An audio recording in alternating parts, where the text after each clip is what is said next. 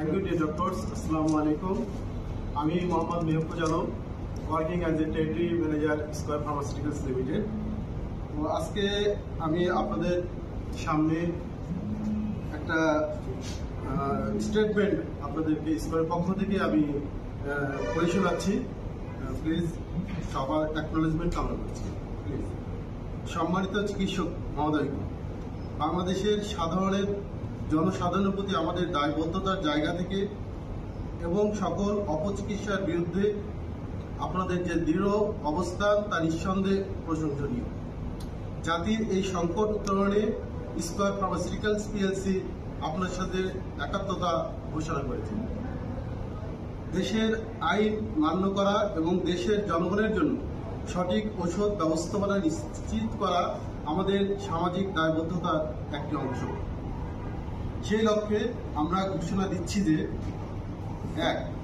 ইতিপূর্বে চিকিৎসক সমাজের সাথে অনিচ্ছাকৃত সকল প্রকার ভুল বোঝাবুঝির জন্য আমরা আন্তরিকভাবে দুঃখ প্রকাশ করছি এবং ভবিষ্যতে এরকম অনাকাঙ্ক্ষিত কোনো কিছু যাতে না হয় সে লক্ষ্যে স্কয়ার ফার্মাসিউটিক্যালস সবসময় সজাগ দৃষ্টি রাখবে। ২.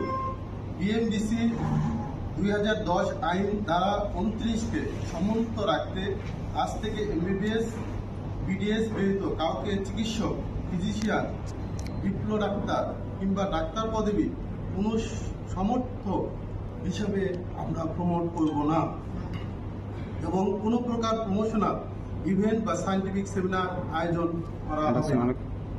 ৩. দেশের বিদ্যমান আইন অনুযায়ী মেডিকেল এসিস্ট্যান্টদের জন্য নির্ধারিত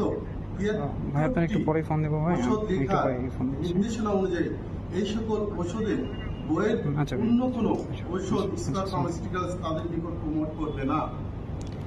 নাম্বার ৪. স্কয়ার ফার্মাসিউটিক্যালস ওষুধ বিপণনের নীতিমালা অতীতের মতো ভবিষ্যতেও কার্যকরভাবে মেনে চলবে। ৫.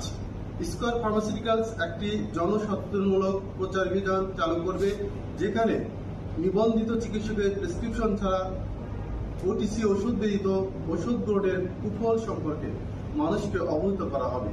বিশেষ করে অ্যান্টিবায়োটিক ব্যবহারের ঝুঁকি ও অপব্যবহার সংক্রান্ত তথ্যকে এই প্রচারাভিযানে অগ্রাধিকার দেওয়া হবে। ৬.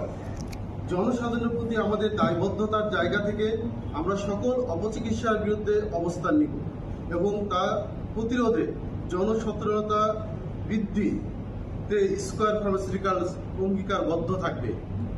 বাংলাদেশ চিকিৎসকবৃন্দের সঙ্গে আমাদের শুধুমাত্র পেশাগত নয় বরং